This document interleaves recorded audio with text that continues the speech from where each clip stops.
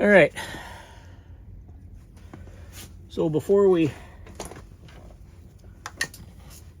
see, I have a splitting tool set up.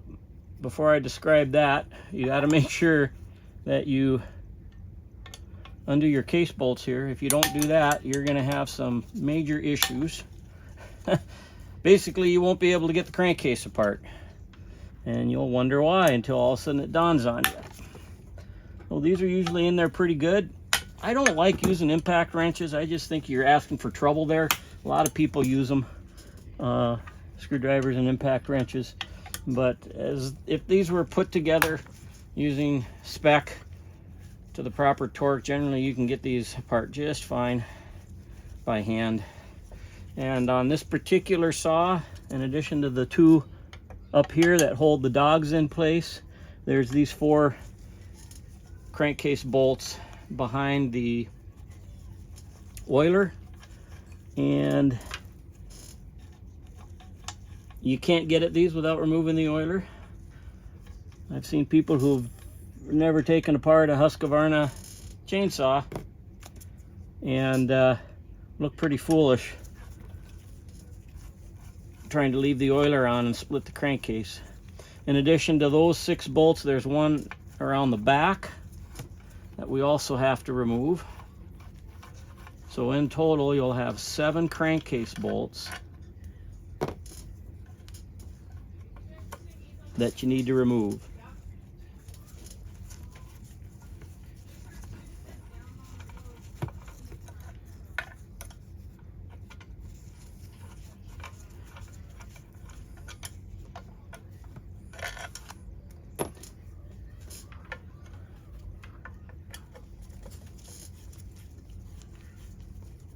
All in all, I think this used crankcase is going to be just fine. I haven't found any issues with the crankcase, or the chassis if you want to call it that, at all with this saw.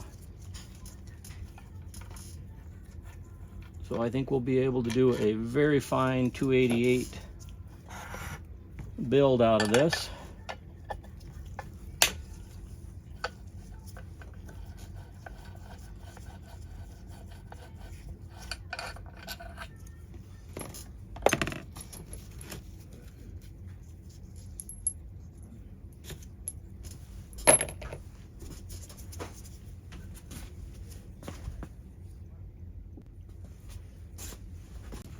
All right, so get you one of these crankcase splitters. You'll need one.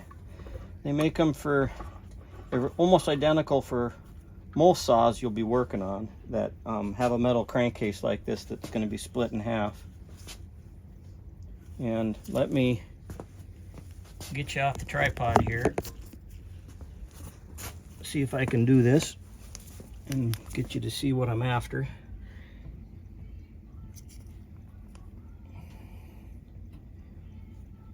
So you can see where the edge of the tool is, and you can kind of see the edge of the race of the bearing.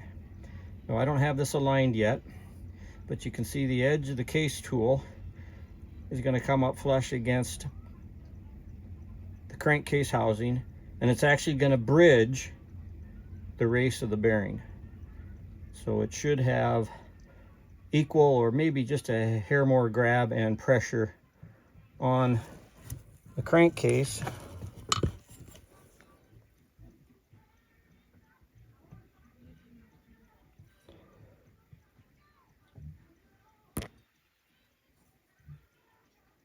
Than on the tool itself. So you can see, kind of get the idea. I'm sorry it's not the best demonstration, but the metal on that tool is fairly wide, right where it needs to come flush up against the case and the bearing. So you want to make sure that you've got it level and true. You fit the rod of the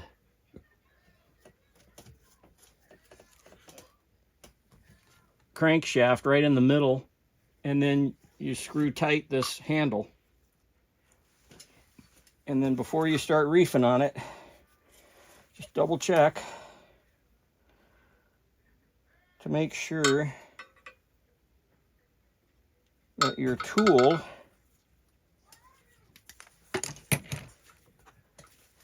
is doing a decent job of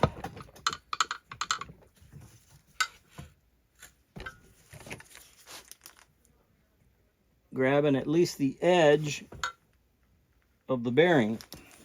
That way, the bearing will stay in the case if it's done correctly. If not, then the bearing may come off with the crankshaft. And if that happens, then you just need to use if you're going to try and reuse the crankshaft, to use a bearing puller. But if this works, if it's not too seized, and if you look, it's splitting it just fine. And so I'm not really having to put a whole lot of pressure. It's just popping that crank in half real nice. It doesn't look like we have too much to worry about in terms of any seizing here. And it looks like indeed it is bringing the case with the bearing off of the saw, and once the bearing is completely free, you can see it just moves nice and easy like that. And should be able to just back this off. Easy peasy, not a big deal. All right, so there you go. Again, you can now see how dirty that saw was, and there's some scratching in there, but it's not damaged anything. But boy, yeah, just a lot of junk. It's just terrible to see a saw abused like that. Now, when you do take it apart, you're going to notice there's a couple pins. There should only be two, one here and one there, and those help guide the crankcase back together. So you'll need to make sure that if those come apart, that you don't take those off. Now, I can tell that this gasket was not put on using sealant, which some people believe in that. I've never had a problem with good quality gaskets leaking. I really haven't. And this one didn't. So nice, good surfaces there. So yeah, there you go. So what we'll do now on this other half is follow the same process using the splitter.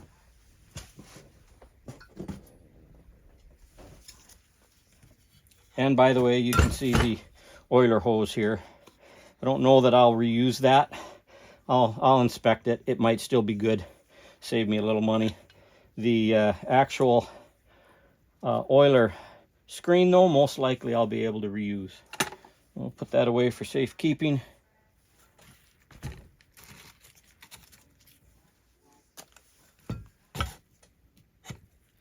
So when I first started rebuilding saws last year, I was pretty, let's just say it, reluctant to do this kind of work. I always left it up to saw technicians. I did a lot of cutting, and for a while professionally, but other than basic maintenance, I was very reluctant to dig into a saw, and I very rarely would even pop off the flywheel or the oiler. I've changed now, and this really isn't hard to do. If you get a hold of workshop service manuals, or if you get a hold of good videos, hopefully you'll find something useful in this and be able to trudge through it. Oh boy, do you hear that, YouTube? There's your problem. Man, those should just be silky smooth, even if they're dirty. So this was failing, and we're very lucky that whoever saw this was very lucky that it didn't fail anymore. Well, I guess they got rid of the saw anyway, so it wouldn't have mattered. Could have completely wrecked even the crankcase.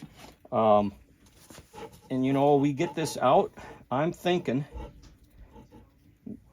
there's a chance that this crank, it needs to be cleaned up, but it might still be good. So I'm just gonna clean up a little bit of the loose oil that's still left in the oil tank here. And then we're gonna do the same thing to this side. So I'm backing the handle out so that I know I have plenty of clearance. You'll need a little more clearance on the clutch side. Okay, take your finger, put it in the top of the rod, put it in the middle here of those two arms, slide that over the bottom end of the rod, line this up. The tip needs to go right in that little depression, divot in the crankcase. Now you've got it started, and then just give it another quick gander. Make sure you're going to grab the race. It's going to come up flush. Make sure your top here is level so that you've got good, level, even pressure. So as we saw with that other side, this should actually pop off. Theoretically, this should pop off just as easy as the other side.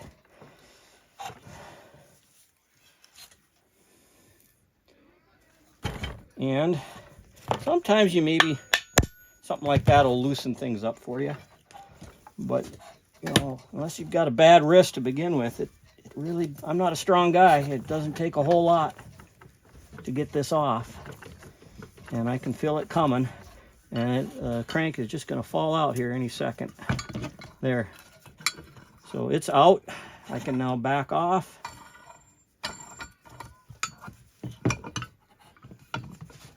I'm just going to be careful with the crank case so I don't do any unnecessary damage to it. And there we go.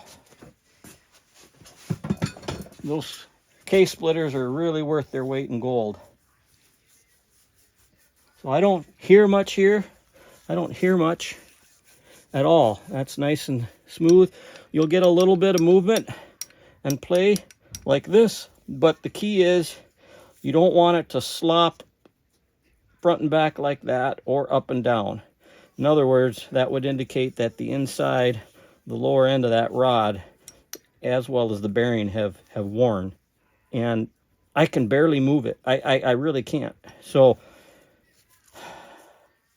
basically, I think this could be reused. I've got an OEM that I'm going to replace it with. And I'll probably use a little bit of Scotch-Brite maybe to, you want to make sure that these surfaces are nice and smooth and no ridges in them. And if there is, just don't reuse them. You got to, right here is where the, you know, the crank seals are going to come up against the drive shaft.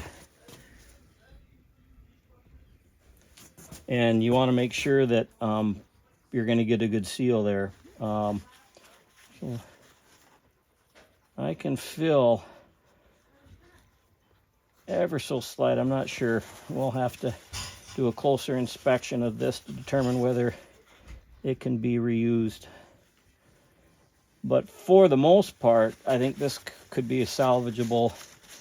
If nothing else, I'm not going to get rid of it. I'm going to keep it in my bag of spare parts. I don't see any bluing on it, which is good. So it hasn't gotten overly hot. I'll have to put in a bearing up here to just see what kind of shape that's in. So yeah, I'm still not sure we'll reuse this, but it might be one that could be used in a pinch. All right, so that's how you get your crankshaft out.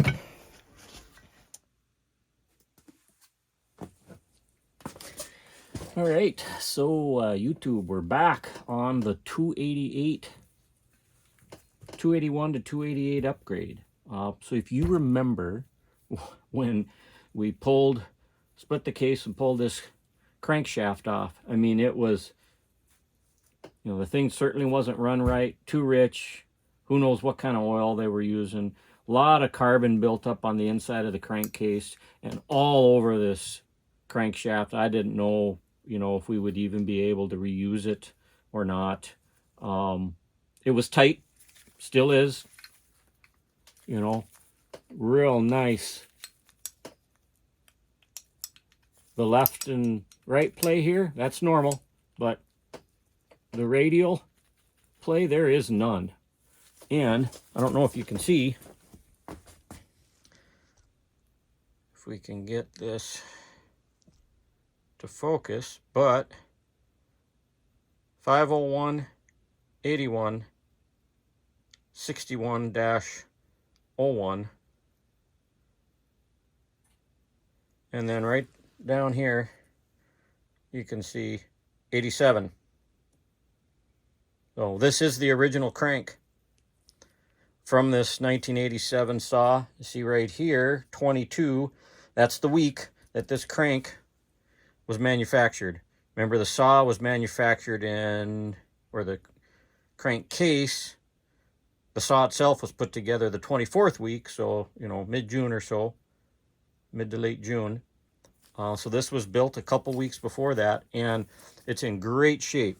If you notice right here, any of the discoloration from very minor amounts of corrosion with the crank seals, the crank bearings, and the flyway, or the flywheel. I always say flyway, I don't know why. Probably because I'm a bird person. Bird flyways, right? Anyway, flywheel, that was quite corroded, and basically all we did to clean this up was use some gray ultrafine and some maroon medium coarse Scotch-Brite. The medium coarse Scotch-Brite was used to clean the surfaces on the inside of the crank here. The rest of it, though, was including along the where the needle bearing goes here on the top of the rod, and where that wrist pin will fit through with the needle bearing. And just used a little bit of ultrafine Scotch-Brite, and then combine that with liquid wrench, or, you know, penetrating oil, basically liberal amounts of that, and then just kept cleaning it up. And boy, she's in really good shape. We are not going to order a new crank. This one's in great shape, and so she's going to go into the build, 288 build. And so the next part of this job is going to be to get, boy, hear that.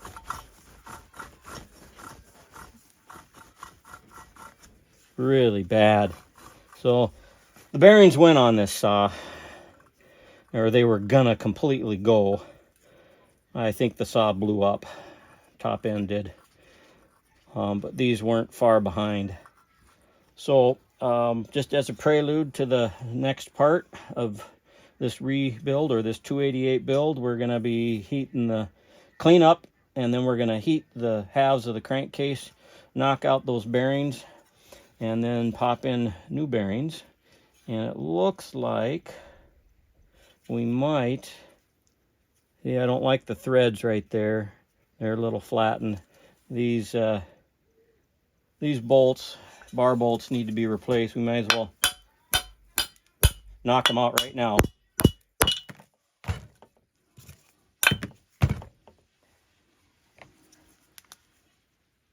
You may have to clean up those surfaces a little bit. I may actually put a little bit of sealant on those. Sometimes when you replace those bar bolts, you'll get a little leakage around there. But otherwise, they generally replace in really well. So, other than cleaning this baby up, we're just about ready to at least start our initial rebuild. So I hope you learned something, and forgive my unprofessional videography. But for those of you who love 281s, 288s, or you just happen to pick one up and think, ah, heck, I want to try and build one of those vintage old saws, I hope you learned a little something here. You can get a hold of the old workshop manuals for this vintage of saw free over the internet. Just look for the workshop service manual on 265 or 365, well, it'll be the 281s, 262, 268s, 288s, 394s. They're all included in that same manual, and they'll give you good information on some of the specifications, including torque on your bolts and the types of service tools that you'll need to invest in, and a fairly decent exploded parts diagram. And you'll be off and running, and at least you'll know what you're in for, and you'll be more than able to rebuild these saws completely on your own. So thanks for watching.